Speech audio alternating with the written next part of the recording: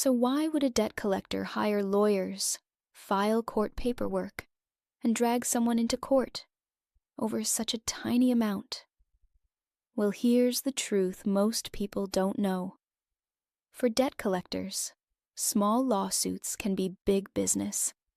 Today, I'm going to show you exactly why collectors sue for small debts, and why ignoring those lawsuits can turn a small problem into a very big one. Let's break it down.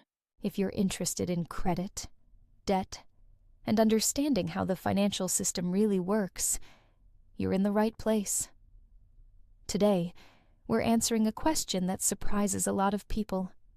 Why do debt collectors sue people for such small amounts? Because when you understand the system, something important becomes clear. These lawsuits are not random. They're actually part of a very calculated strategy. Let's start with reason number one. Here's something many consumers don't realize. Most debt collectors didn't lend you the money. They usually buy old debts from banks and credit card companies, and they buy them for pennies on the dollar. Let's say a credit card company has $10 million in unpaid debt. Instead of chasing every customer themselves, they may sell that entire portfolio to a debt buyer, sometimes for 2 to 5 cents per dollar. So if your balance is $121, the collector may have paid only $3 or $4 to acquire it. Think about that. If they collect the full amount, that's an incredible return. And if they collect from thousands of people, the profits can become massive. Here's the part that makes the system work. A lot of people ignore the lawsuit, sometimes because they think it's too small to matter. They won't actually show up. I'll deal with it later. But when someone ignores a lawsuit, something very important happens. The collector can request something called a default judgment. That means the court rules automatically in favor of the collector because the person did not respond.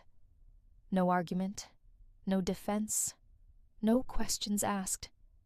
Just a judgment entered against the consumer, and once that happens, the collector may gain powerful collection tools. Once a judgment is entered, the collector may be able to pursue things like wage garnishment, bank account garnishment, property liens. And here's the kicker. All of that may start from a very small original debt. Suddenly, that $121 case is no longer small. Many large debt buyers operate what experts sometimes call an assembly line legal model. Instead of filing a few lawsuits, they file thousands, sometimes tens of thousands. Most of the paperwork is generated by computer systems. The legal filings are standardized. The cases move quickly through the court system. Because the cost per case is very low, suing over small debts can still be very profitable, especially when many cases end in default judgments. There's also a psychological factor. When people see a lawsuit over a small amount, they often think, maybe I should just pay it. Many consumers pay simply to avoid court, reduce stress, get it over with debt collectors. Understand this. If someone pays even $100, that may still be a huge profit, depending on what the collector paid for the debt. Here's another important point.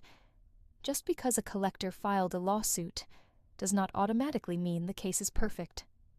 Sometimes collectors must prove they actually own the debt. The balance is correct. The lawsuit is within the statute of limitations. Proper documentation exists. But remember, the system often assumes that many people won't respond. And when consumers don't respond, those questions never get asked. The most important lesson here is simple. A lawsuit, even for a small amount, should never be ignored.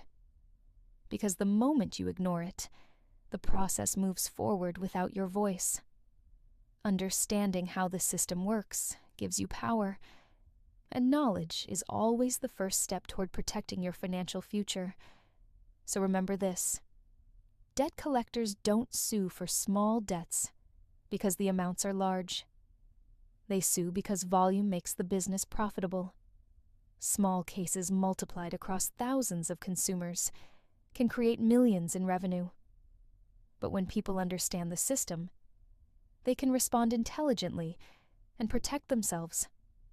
If you found this helpful, make sure to subscribe for more insights about credit, debt, and financial empowerment.